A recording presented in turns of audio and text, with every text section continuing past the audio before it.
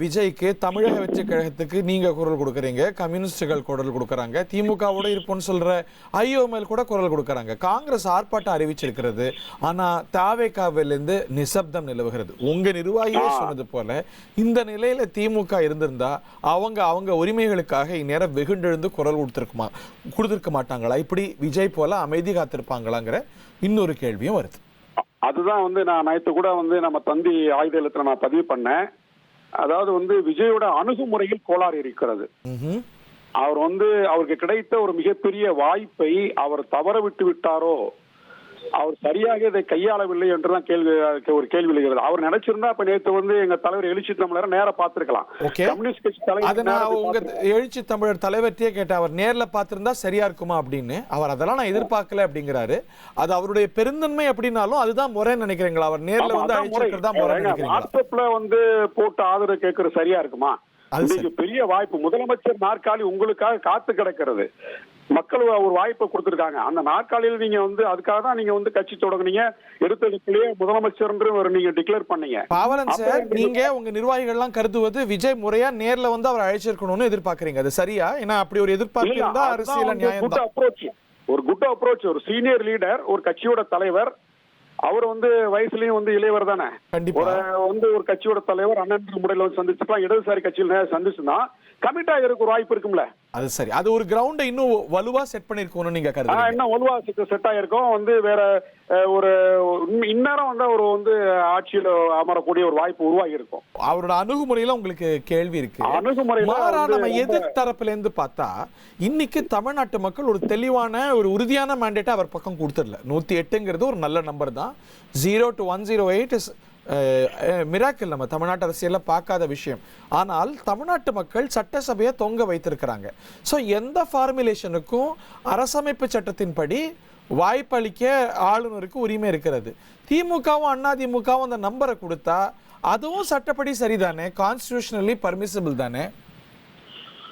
அரசியலா அதை விமர்சிக்கப்பட்டாலும் சட்டத்தின்படி அது ஏற்புடையதான். நேற்று ஆளுநரே சொல்லியிருக்காரு. ஒரு ஆங்கில ஒரு சேனலுக்கு பேட்டி கொடுக்கும்போது சொல்லியிருக்காரு. ஆமா, அது யாருக்கு கூட ஆதரவு கொடுக்கலாம். ஒரு அரசு நிறுவுவதற்கு எதிர்கட்சியா இருந்தவங்க, ஆளுங்கட்சியா யாருமே மாறி மாறி கூட ஆதரவு கொடுத்துக்கலாம். ஆம் ஆத்மி காங்கிரஸ் கூட்டணி வச்சிருக்காங்க. ஃப்ளோர் டெஸ்ட்ல ஆதரவு கொடுக்கலாம், வெளிநடப்பு செய்யலாம், ஆப்சென்ட் ஆகலாம்.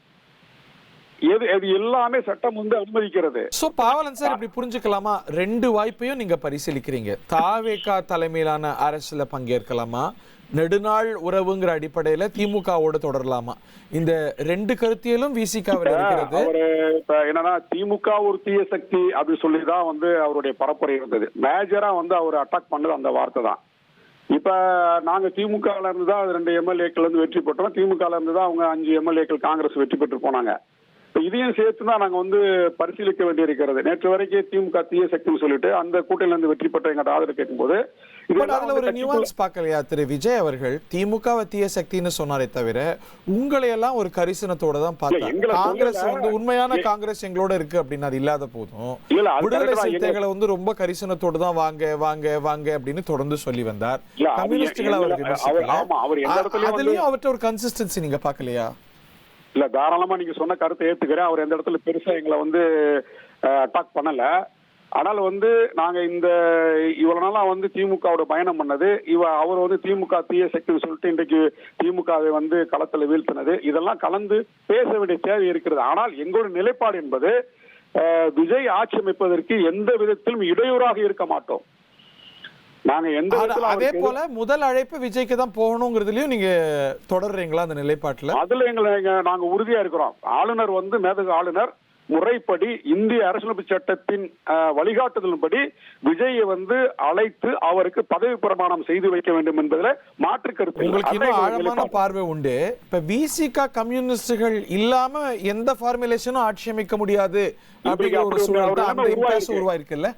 ஆமா ஆமா, நீங்க இப்ப அதிமுக ஆட்சி அமைக்கிறதுக்கு முயற்சி எடுக்கின்ற போது திமுக ஆதரவு கொடுத்தா கூட, இந்த பக்கம் தாவேக ஆட்சி அமைப்பதற்கு ஆளுநர் ஒப்புதல் கொடுத்தா கூட, இந்த இரண்டு அணிகளுமே ஆட்சி அமைப்பதற்கு விசிக இடதுசாரிகள் கட்சி நிலைப்பாடு தான் தேவை. யாருக்கு நீங்க ஆதரவு கொடுக்குறீங்க? அதான் இன்றைக்கு பட் அதுல உங்களுக்கு தமிழ்நாட்டு நிறைய சிக்கல்கள் இருக்குல்ல. ஒருவேளை இப்போ அப்படி ஒரு ஃபார்முலேஷன் வந்தா பாமகவும் அதுல அங்கம் வகிக்க வேண்டிய ஒரு சூழல் இருக்கும். பாஜக குறைந்தபட்சம் வெளியிலேருந்து நின்னா கூட அது ஏதோ ஒரு வகையில் அதோடைய ஆதரவு, அதோடைய பங்களிப்பு பார்க்கப்படும். ஸோ பாஜக, விசிக, பாமக அப்படின்னு ஒரு அலவரிசையில நிறுத்தக்கூடிய ஒரு சூழலும் அதனால உருவாகும். அது உங்களுக்கு இன்னும் சங்கடம் இல்லையா? அதுதான் இந்த கேள்விதான் நான் உங்ககிட்ட இருந்து எதிர்பார்த்தேன். இதெல்லாம் பேசுறதுக்காக தான் எங்களுடைய கட்சியில வந்து உயர்நிலைக்குழு கூட்டத்தை நாங்க கூடி பேச போறோம். அந்த கூட்டம் பிசிக்கலா இருக்குமா அல்லது இணைய வழி ஜூம் வழியில இருக்குமான்றது இன்னும் ஒரு மணி நேரம். ஜூம்ல இருந்துச்சுன்னா இன்னைக்கு, பிசிக்கலா இருந்துச்சுன்னா நாளைக்கா? ஆமா, ஜூம்ல இருந்தா இன்னைக்கு, பிசிக்கலா நாளைக்கு. ஓகே, பட் நாள் கடத்த இது ஒரு ஹார்ஸ் ட்ரேடிங்க்கு வழிவகுக்கும் பார்க்கலையா? தாவேகா எம்எல்ஏக்களுக்கு அவருக்கே உத்தான பாணியில என்ன ஆனந்த் சொல்லியிருக்கிறார், 10 கோடி ரூபாயை தூக்கி உங்க முன்னாடி போடுவாங்க, வாங்காதீங்க, தொடாதீங்க, தளபதி பக்கம் நில்லுங்கும் போது இதுல இருந்து என்ன தெரியுது? அதிமுகவும் அப்படி ஒரு அறிவுறுத்தலை வைத்திருக்கிறது அதிமுக எம்எல்ஏக்களுக்கு. நம்ம வெறும் திமுக அதிமுக மட்டும் பிளேம் பண்ணி புண்ணியம் இல்லை. ஏன் தமிழக வெற்றி கழகத்தினர் அதிமுகவை போச் பண்ண முயற்சி செய்யக்கூடாதா? ஏதோ ஒரு வகையில தாமதமாக ஹார்ஸ் ட்ரேடிங் எல்லா திசையிலையும் நடக்கிறதுக்கான ஸ்கோப் வலுப்பெற்று இருக்குன்னு நம்ம பாக்குறோமா? இல்ல, போன முறை எல்லாம் வந்து கூவத்தூர்ல அந்த ஹார்ஸ் ட்ரேடிங் நடந்தது தானே? ஆமா. அதனால வந்து அதுல இருந்து அவங்க எல்லாம் விதிவிலக்குக்கு அப்பாற்பட்டவர்கள் அல்ல. அந்த பயம் வந்து அதிமுகவுக்கு இருக்குது. ஒருவேளை வந்து இங்க இருக்க எம்எல்ஏக்கள் பாதியா ரெண்டா உடைஞ்சு தாவேகாக்கு ஆதரவு கொடுத்துட்டாங்கன்னா அது வேற மாதிரி போயிடும். அப்படி தாவேகா முயன்றால் அதுவும் அறமாங்கிற கேள்வி இருக்கு. நம்ம தாவேகா மட்டும் பார்க்க முடியாது. தாவேகா உடைச்சாலும் அது தப்பு தானே? சரி, வந்து அவங்க மாட்டுன்னு சொல்லிட்டு வந்தாங்க. நான் இன்னொரு கேள்வி தாவேகாக்கு வைக்கிறேன். ஒருவேளை வந்து அதிமுகவில் இருக்கக்கூடிய ஒரு பெரும்பான்மை எம்எல்ஏக்கள் ஆதரவு கொடுத்தா கூட அதை எப்படி வந்து விஜய் ஏற்றுக்கொள்வார்? நீங்க மாற்றம் தானே சொன்னீங்க, மற்றும் பலர் தானே சொன்னீங்க.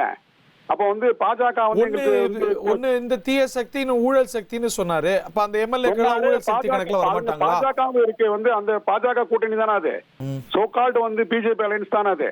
அப்படி இருக்கும்போது வந்து அது வந்து பாஜக கொள்கை எதிர்ப்பு சொன்னார்ல சார். அதுல பாஜகவை தாண்டி பாமகவுக்கு உங்களுக்கு இன்னும் கூட கன்சர்னா பார்க்க வேண்டிய காரணம் இருக்கு. ஆனா நேற்று விசிக தலைவர்கிட்ட கேட்கும் போது வழக்கமா திட்டவட்டமா மறுக்கிற மாதிரி அவர் மறுக்கல. That question doesn't arise now அப்படிங்கிற அளவுல மட்டுமே அவர் அணுகிறாரு. சோ அதையும் கூட அந்த லெவல்லையும் கூட ஒரு காம்ப்ரமைஸ் தேவைப்படுறதுக்கான ஒரு சூழல் உருவாயிருக்கா? அது இப்ப பாமகவை கூப்பிடாது வந்து தாவேகோட நிலைப்பாடு. நாங்க வந்து எப்படி விசிக மன்னிக்கணும், டிவிகே காம்பினேஷன்ல பாமகவுக்கு வாய்ப்பு இருக்கோ, அதிமுக திமுக கூட்டணி அந்த காம்பினேஷன்லயும் பாமகவும் இன்னவிட்டபிள். எப்படி விசிக இன்னவிட்டபிளோ அவங்களை விடுத்து நம்பர் பெற முடியாது. அதிமுக திமுக கூட்டணி அந்த ஃபார்மேஷன் உருவாச்சுன்னா அதுல பாமக இல்லாம உருவாகாது. எக்ஸாக்ட்லி. அப்படி உருவாக பட்சத்துல விசிக நிலைப்பாடு என்ன செய்யலாம் அப்படின்றத உங்களுக்கு இப்ப இப்படி சொல்லலாமா? டெவில் இந்த டீப் சி, இந்த பக்கம் கடல், அந்த பக்கம் நெருப்பாரு அப்படின்னு நம்ம பார்க்கலாமா? அப்படி ஒரு சூழல், இக்கட்டான சூழலுக்கு நீங்க தள்ளப்பட்டிருக்கிறீங்க அப்படின்னு பார்க்கலாமா? ஆமா, இன்றைக்கு வந்து விசிக இடதுசாரி கட்சிகள் வந்து என்ன நிலைப்பாடு எடுக்க போற தமிழ்நாடு எதிர்பார்த்து காத்து கிடக்கிறது. உங்கள் தந்திவன் தொலைக்காட்சியில் ரகசிய சிநேகிதியே தினமும் இரவு 8 மணிக்கு காண தவறாதீர்கள்.